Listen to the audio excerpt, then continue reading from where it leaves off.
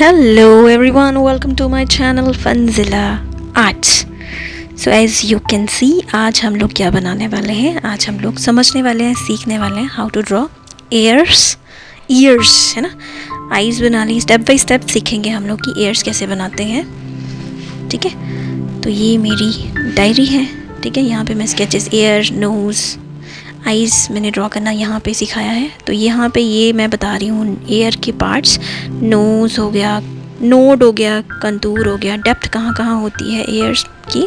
हम according to the picture हम लोग सीखेंगे। अब हम लोग बनाएंगे कि ईयर्स के डिफरेंट साइड, मतलब देखो कंटूर एरिया क्या होता है, नोड मतलब जैसे ब्रांच होती है ना, ब्रांच वैसे दो डायरेक्शन में घूमने वाली नोड होती है ईयर के ऊपर, आपने देखा होगा। फिर उसके बाद आपने देखा है कि कैसे बनाते हैं कंटूर, कैसे बनाते हैं जो ऊपर वाला एरिया होता है। ठीक है, वो कैसे बनाते हैं। तो ये रही आपकी हमारी 8B की पेंसिल, जो मैं डार्कर पेंसिल यूज़ करती हूँ। मैं हमेशा बोलती हूँ 3 तरह की बहुत है, 3 तरह की पेंसिल बहुत है। यहाँ पे तो आज मैंने 2 ही यूज़ की हैं, एक सिंपल वाली HB यूज़ की है और दूसरी वाली जो है ना वो सिंपल। तो 8B पेंसिल और सिंपल सी HB पेंसिल यूज़ कर रही हूँ मैं, है ना। इरेजर, शार्पनर्स वो तो अभी ने देख ही लिया। ठीक है, तो ये सब सामान जो है वो यूज़ कर रही हूँ। आज मैं स्लो बताने वाली हूँ। आज मैं ना फास्ट नहीं करूँगी, आज मैं स्लो ही बताऊँगी।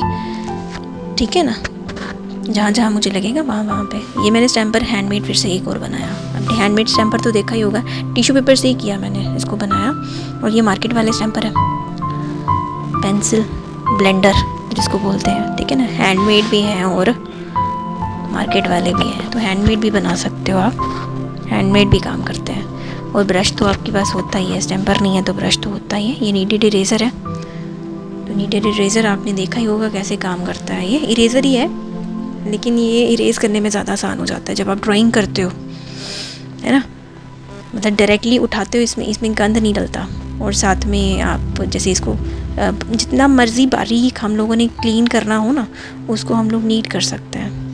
तो देखो ज़रा, मुझे मज़ा आ रहा था दिखाने में, इसलिए मैंने ये पार्ट काटा नहीं। देखो ज़रा, वो ब्लैक हो गया होगा ना पूरा वाला, तो मैं थोड़ा सा और निकाल रही हूँ। इसको देखना बड़ा सेटिस्फेक्शन वाला काम है, इसको देखना ज़रा। ये छोटा सा पीस निकालने के लिए भी देखो कितना वो कर रहा है। इसकी कितनी क्या बोलती हैं, वायर्स निकलती हैं, पतली पतली स्ट्रिंग्स निकलना शुरू हो जाती हैं जब इसको निकालो। तो ये देखो पुराना और नया वाला, पुराना कितना ग्रे है और नया वाला, पुराना वाला कितना ब्लैक है और नया वाला कितना ग्रे है। तो इनको नीड कर लेते हैं, मिक्स कर लेते हैं, तो ये मिक्स हो जाता है ना। मज़ा आ रहा था स्लाइम की तरह इसको नीड करने में। इसकी स्पीड मैंने डबल रखी है, ठीक है ना, तो डबल रख के ही इसको मैं चला रही हूँ। तो मुझे मज़ा आ रहा था, लेकिन अच्छे से नीट करने के लिए मिक्स कर रही हूँ मैं इसको, पुराने वाले को नए वाले के साथ, ताकि मेरा वेस्ट ना हो मेरा इरेज़र। ठीक है ना।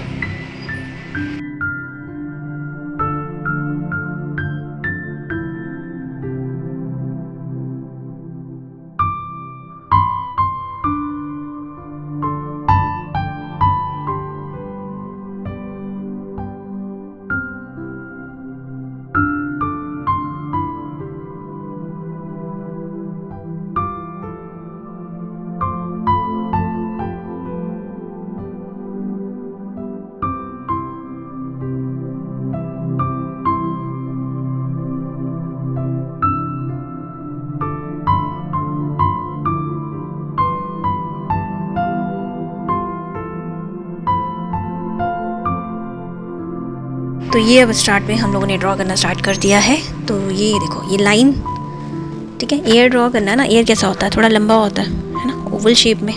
तो एक ओवल से सर्कल बना लो और साइड में एक लाइन ड्रॉ कर लो कि आपको एयर की कितनी शेप चाहिए, है ना।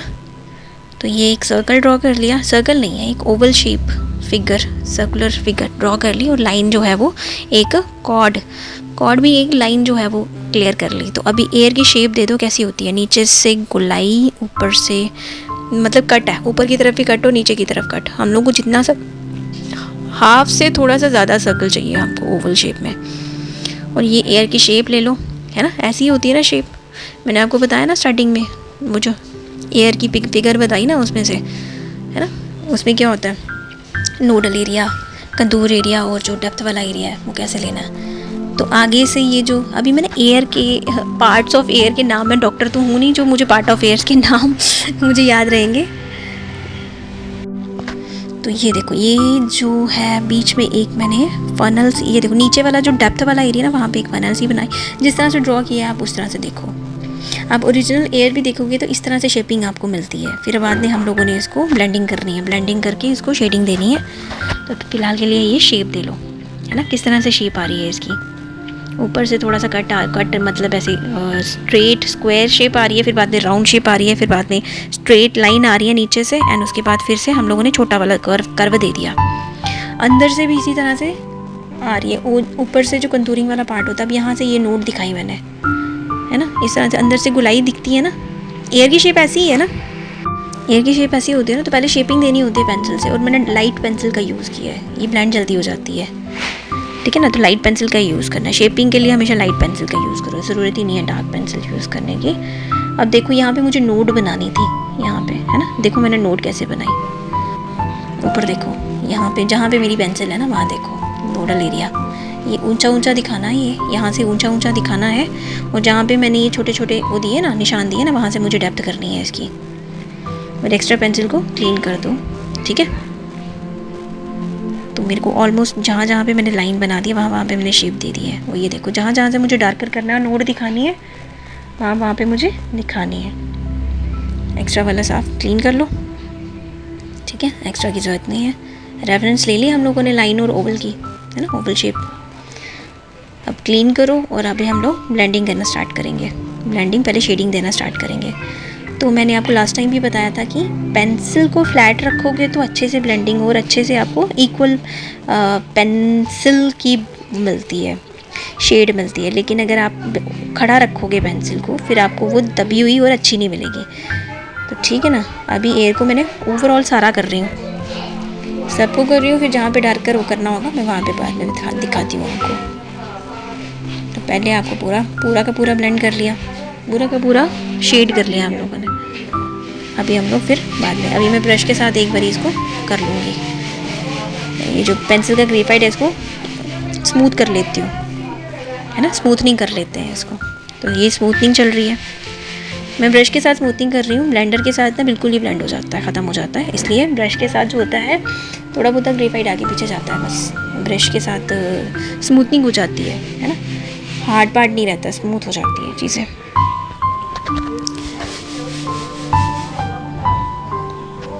तो ये आपका स्मूथनिंग पार्ट हो गया, है ना। जब तक सेटिस्फाई नहीं हो तब तक करते रहो, अंदर वाली लाइनें भी गायब हो जाएंगी। अब क्या करना है, डार्क पेंसिल पकड़ो, और जहाँ जहाँ पे आपको डार्कर दिखाना है, वहाँ पे दिखा दो।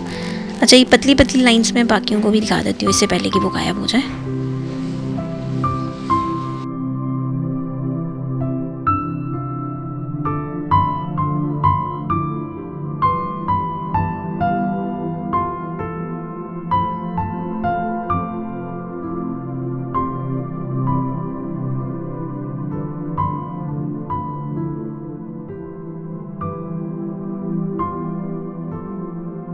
अब जहाँ जहाँ पे शेप दिया था, वहाँ पे डार्कर कर लो, क्योंकि यहीं पे ये इन्हीं पार्ट्स के ऊपर हम लोगों ने डार्क करना था एरिया, ठीक है ना। नोट्स बनानी है ना, तो बनाओ।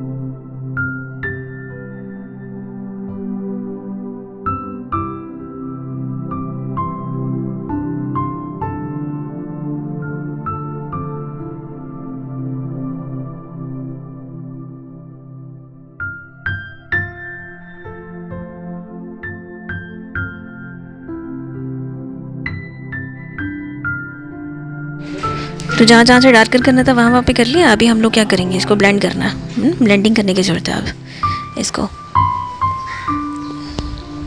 ये ब्लेंडिंग चल रही है।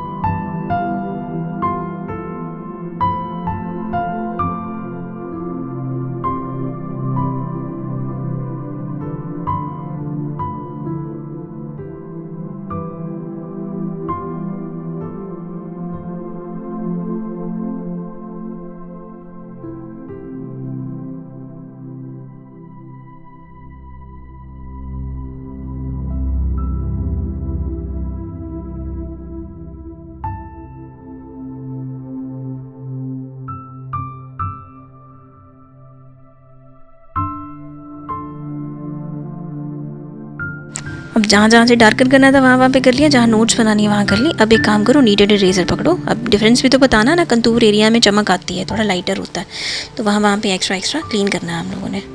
ठीक है, इरेजर से क्लीन करना पड़ेगा आपको। जैसे आपका ये नीचे का पार्ट हो गया, एयर के बीच का पार्ट हो गया, एयर लोब जिसको बोलते हैं, एयर लोब ही है ना, ये एयर लोब नीचे होता है शायद।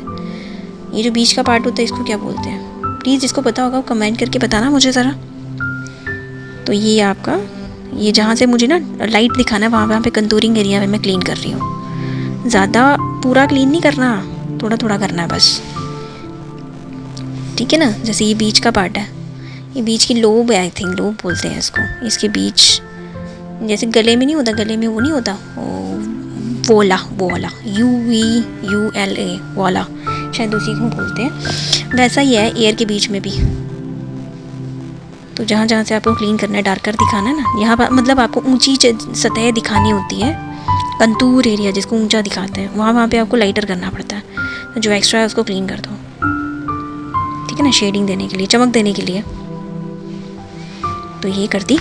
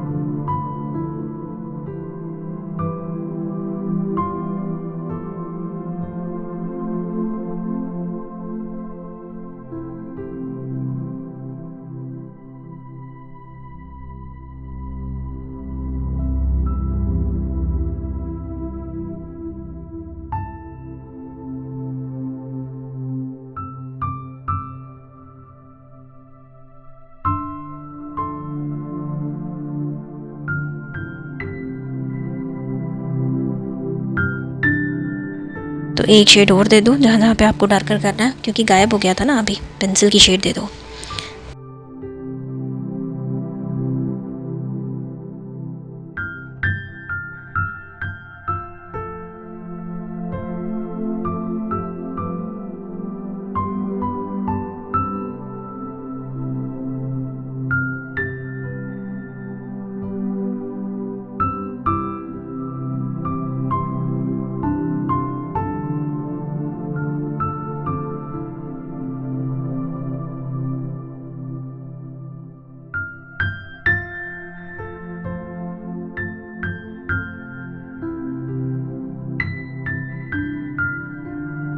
अगर अभी भी सेटिस्फेक्शन नहीं आई तो स्टम्पर का इस्तेमाल करो।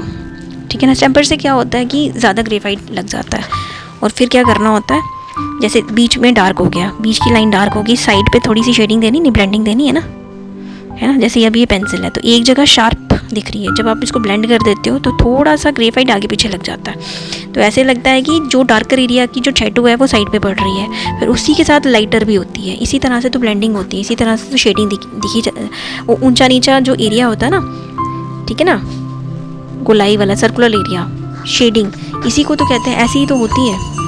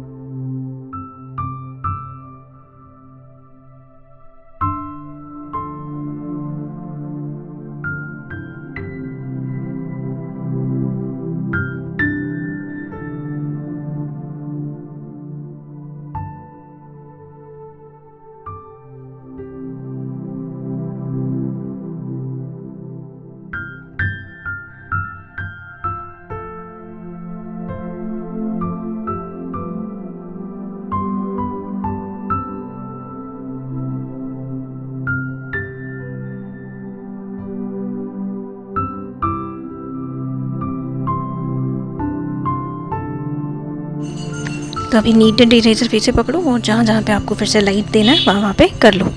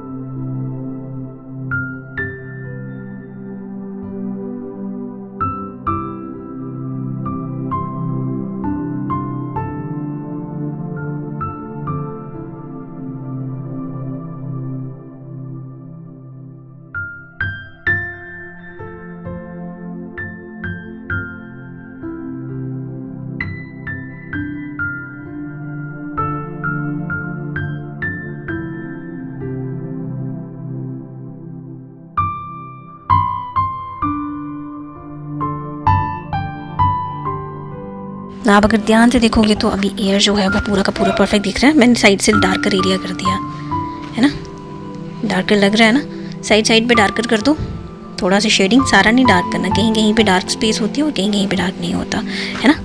तो होपफुली आपको समझ आ गया होगा कि एयर कैसे बनाते हैं step by steps. So it's time to go, right. Don't forget to like, share, subscribe and comment, right. And मिलते हैं दोबारा। Sayonara, bye bye, take care.